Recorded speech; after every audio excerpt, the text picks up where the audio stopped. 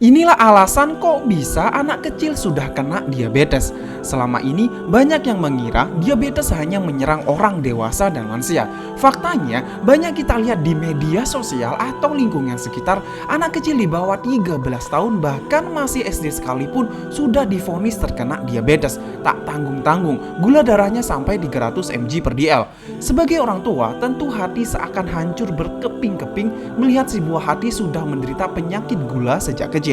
Bayangkan, masih kecil tapi sudah harus gampang lapar, gampang haus, gampang lemas, sering nyeri kesemutan, malam bolak-balik ke toilet sampai air kencing dikerubungi semut. Lantas, apa sebenarnya yang membuat hal ini terjadi? Jadi, menurut penelitian yang diterbitkan di jurnal Clinical Chemistry, ada beberapa alasan kenapa anak kecil sudah kena diabetes. Pertama, itu adalah faktor genetik. Faktor genetik merupakan salah satu faktor kuat penyebab diabetes pada anak-anak. Pada kasus genetik ini, anak diwariskan gen yang disebut gen HLA kelas 2, di mana pewarisan gen tersebut pada akhirnya dapat menyebabkan sistem imun tubuh menyerang sel sehat tubuhnya sendiri atau disebut dengan autoimun. Dalam hal ini adalah sel beta pankreas. Inilah yang menyebabkan kerusakan sel beta pankreas sehingga sel beta pankreas berhenti memproduksi hormon insulin sebagai pengatur gula tubuh. Dalam medis ini dikenal dengan diabetes tipe 1. Yang kedua itu adalah makan sembarangan. Ketika sering makan sembarangan seperti makanan tinggi gula, permen, tepung-tepungan, mie, ciki-cikian, sosis, cilok, cireng, gorengan, dan lain sebagainya, itu akan menyebabkan pH tubuh menjadi asam.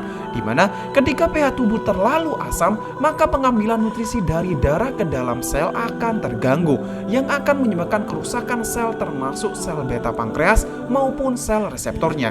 Kondisi inilah yang menyebabkan gula darah si anak melonjak tinggi tidak terkontrol. Yang ketiga itu adalah jarang konsumsi buah dan sayur.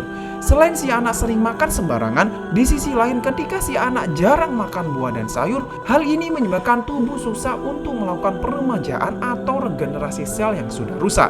Dalam hal ini kerusakan sel beta pankreas yang menjadi sangat sulit untuk dipulihkan, sehingga gula darah akan selalu saja tinggi. Yang keempat itu adalah obesitas, kondisi di mana tubuh memiliki kelebihan lemak dan dapat mengganggu metabolisme normal tubuh dan meningkatkan resistensi insulin.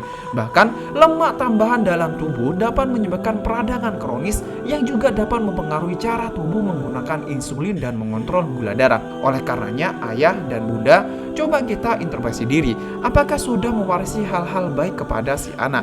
Apakah sudah memberikan asupan terbaik untuk si anak? Apakah sudah selalu memeriksakan kesehatan si anak? Jangan sampai masa depan si anak terhambat karena diabetes ini.